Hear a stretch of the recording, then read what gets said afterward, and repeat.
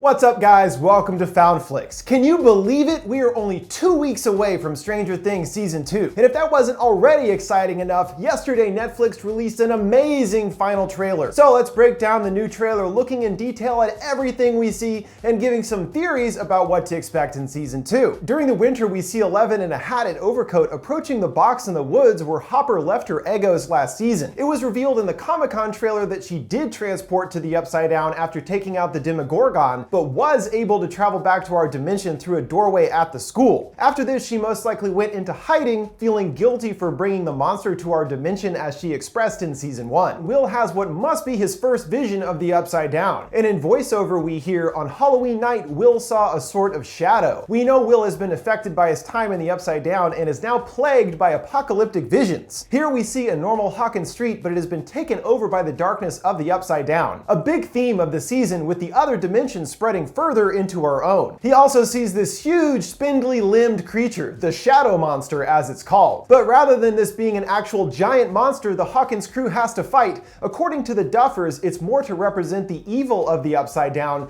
and it's an impossible to understand and unstoppable evil force, akin to the works of H.P. Lovecraft. From what we've seen so far, it looks like Jonathan and Nancy will be spending a lot of time together, which is exciting to see. We get our first glimpse of new character Murray Bauman, played by Brett Gelman, a disgraced journalist turned conspiracy theorist investigating a cold case in Hawkins. I'm not sure if it's a different case that brought him to Hawkins initially, but Nancy and John see that it's the Hawkins energy-related conspiracy that he is currently obsessed with. In Season 1, Hawkins did cover up Will's death, and it seems that they were able to get away with it. But now Murray is starting to put together the pieces of the story, and from what we see on his board, there are many disparate pieces that he has begun to find connections between. There's articles of Will, and what looks like evidence that he has been tracking the timeline on the night of Barb's death/disappearance, seeing a schedule of leaving home, picking up Nancy Wheeler, and later that evening going to Steve's house, where the party was. And just as the shot fades out, we see a photo of Barb as well in the corner, indicating that her death will play into the story's bigger picture in some capacity.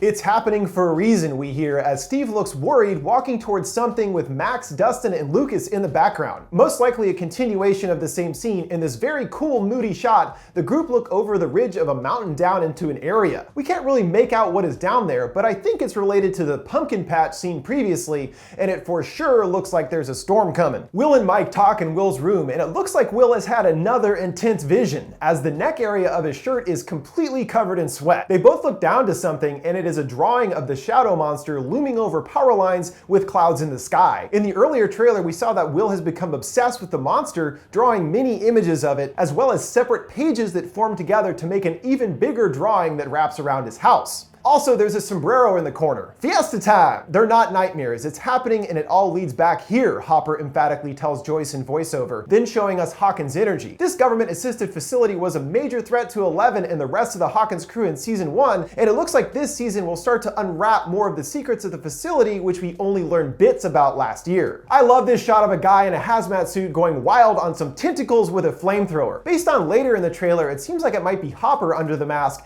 and is trying to stop the upside-down doorway's continued growth into our world. Here we see Will sitting at a table which is covered in images. They are photographs of the drawing that Will has been doing of the monster's long tendrils that stretch across his house. Clearly, Will is suffering, and Joyce checks him into what I believe is Hawkins to find out what is going on with him. And we see he's wearing a hospital gown. Based on later in the trailer, it seems like Joyce and the rest take Will to Hawkins in a desperate attempt to find out what is wrong with him. But once they start doing experiments, they aren't willing to let him go. This shot is interesting. There's a team of at least 5 deep in a cavern that is connected to the Upside Down. And based on the suits, it looks like a Hawkins team. I had considered that they would continue to explore the Upside Down after last season, and it looks like that's what they are doing here. Or maybe they're just trying to destroy the whole thing. Or they at least sent an entire team into this cavern for some specific reason, and it could possibly be to look for the missing Brenner. And a strange sound startles them, causing them to point all their lights towards the ground in front of them. Will, with his shorter haircut, is under observation with diodes on his head and a doctor passing a flashlight over his eyes. And the doctor is Dr. Owens, our first look at Paul Reiser's character who takes over the Hawkins facility after Brenner. While Brenner was most certainly evil, it's said that we we won't quite know where Dr. Owen stands. Mike talks to Will about his visions, and he says that 11 could understand, and we see her in flashes frantically running through the woods. A door slide lock opens by itself via 11's telepathic abilities, and the door swings itself open, revealing 11 with her new look of longer hair, and she has quite a determined look on her face. I'm not sure where she is, but I'd be willing to bet that it's her mom's house, and 11 has come looking for answers about her past. Dustin and Steve peer into a long dark cavern, and I wonder if this is another doorway that is open to the Upside Down. As the dimension further spreads into ours, the doorways which used to heal now stay open. Mike, along with a gathering of several others like Steve, Jonathan, and Max, declare that if anyone can destroy this thing, it's Will. But Will is having severe problems of his own as we cut back to the hospital, seeing him shaking violently on the bed. It's painful to watch, and we see the hurt on Joyce's face as she is comforted by Sean Astin's Bob, Joyce's new boyfriend and Radio Shack manager. And this still must be at Hawkins as we see Dr. Owens peering at them in the corner of the frame. Deep in one of those upside down caverns, Hopper illuminates the wall, revealing slimy tentacles wrapped together, winding into every direction. This seems to be the indicator of the growth of the Upside Down. Dr. Owens says, "Oh my God," looking at something, and in the next shot he stares at some beakers nearby, and something very odd is happening inside. Amongst each beaker, a black substance starts to form, spinning into a small whirlpool. I think this must be showing those black tendrils of the Upside Down being formed inside of the beakers via some kind of reaction. I theorized before that the Upside Down spreading into our world could essentially poison the Earth, killing our nature, and this could be in relation to that. We're at a cabin that we've seen getting destroyed with Hopper inside, yet this doesn't look like a Season 1 location. We previously saw Hopper determine a specific location on a map, and this cabin could be that, or potentially where 11 has been hiding. I wonder what it is that is causing all this destruction as we see a bright white light coming in from outside. In the cavern, Steve is with some of the kids as seen in the earlier trailer, and here he is about to beat something out of frame with his trusty nail bat. Maybe it's an egg of a new creature, as there are some other odd shapes in the background. And even down in the corner, it looks like that is someone in a Hawkins suit on the bottom right, webbed up, like how Will was found last year. I'm not quite sure what is going on here with someone, I think new character Billy, Max's stepbrother, or it could be argued to be 11, is in a room in front of a staticky TV and is putting a tie around his eyes as a blindfold. But it could be related to the telepathic powers, trying to focus your mind. And this is a move straight out of The Karate Kid, which happened to come out in 1984, the setting of Season 2. Here, Hopper is suited up going down into the Hawkins facility, and this is why I believe he is the one seen wielding the flamethrower earlier. He doesn't have it in this shot, but we can see by the telltale particles in the air that he is close to the doorway. Lucas declares that it's Judgment Day, showing us the severity of where things are in town at this point. And at possibly the same junkyard from last season, the kids are in a bus, and something outside knocks the bus and the kids back. I bet it's some kind of creature rather than a human attacking them, as in the next shot we see the impact of whatever it is stepping on top of the bus,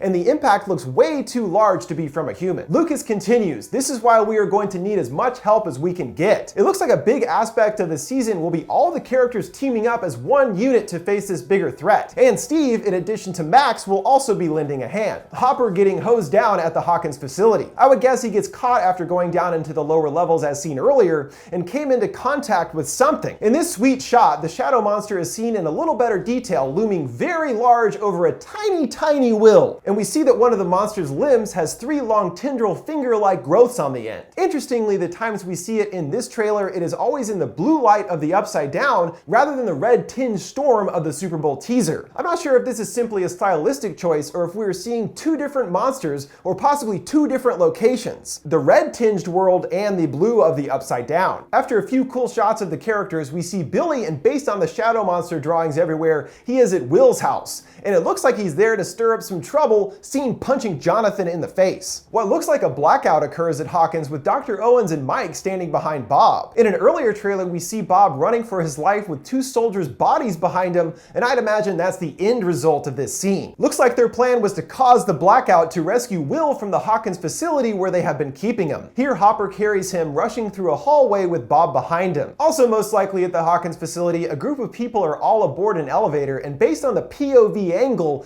it seems that something is heading after them. We don't know of any other creatures beyond the shadow monster and Dustin's pet, but it definitely seems like there's going to be something else that we haven't seen so far. A gang of kids in creepy masks step out of a sweet 80s van, and it looks like they've got some kind of Halloween mischief planned. I feel like these are Billy's pals, and we see how their night most likely turns out a bit later in the trailer. In what looks like the most epic scene ever, However, Hopper tosses a gun to Nancy, who perfectly catches it with a lineup of Dustin, Jonathan, Steve, and Joyce behind her. Also, Lucas and Max are there, with Lucas holding up his slingshot while Max looks more than a little freaked out. We don't know what they're aiming at, but whatever it is doesn't stand a chance with this crew on them. After Will says, "You should go now, it's almost here," we cut to a bunch of flashes of shots. First, Hopper with an assault rifle opens fire, which looks super badass. There's gotta be more of a physical threat beyond the shadow monster, more creatures that haven't been revealed yet.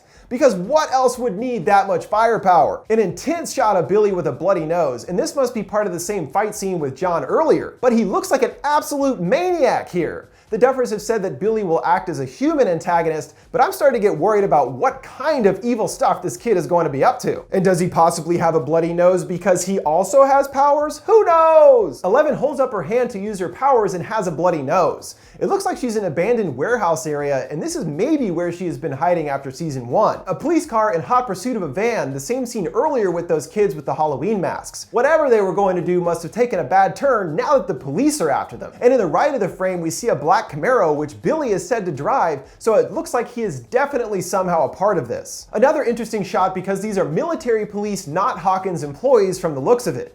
And this is another POV shot from a lower angle with each of the officers firing downwards. Once again, there's gotta be other creatures. And this could be part of the same sequence seen with the others in the big elevator that was also done in a POV shot. Another shot from that same scene of 11 using her powers, and she appears to be straining herself more than we've ever seen, with veins appearing around her eyes. Her powers continue to grow as she used them in season 1, so I can only imagine that she is much more powerful now. A woman receives electric shock therapy with a device in her mouth to prevent her from biting her tongue due to the electricity. And interestingly, this appears to be a flashback of 11's mom, Terry Ives, who was also at the Hawkins facility for some time being experimented on before being sent out as kind of a husk. And if this is the kind of stuff she was going through, it makes sense that she would be debilitated as a result. Using Steve's nail bat, Max bashes something on the ground. I actually wonder if what we're seeing is a doorway that is open in the buyer's house, and those same tentacle things start coming out of it, and that's what the whole gang here is trying to stop. 11 falls to her knees, having overextended her powers, and based on the shot, it looks like she was trying to move that entire train car. That is definitely a step up beyond Vans, which was already impressive. And we end with our first real straight scene where we see Dustin heading off somewhere with flowers, asking Steve if he still has his bat. And of course he does. This part was really funny, and after the surprisingly dark trailer, was a nice way to end things to remind us the season won't all be doom and gloom. Alright guys, that'll do it for my breakdown of the final Stranger Things Season 2 trailer.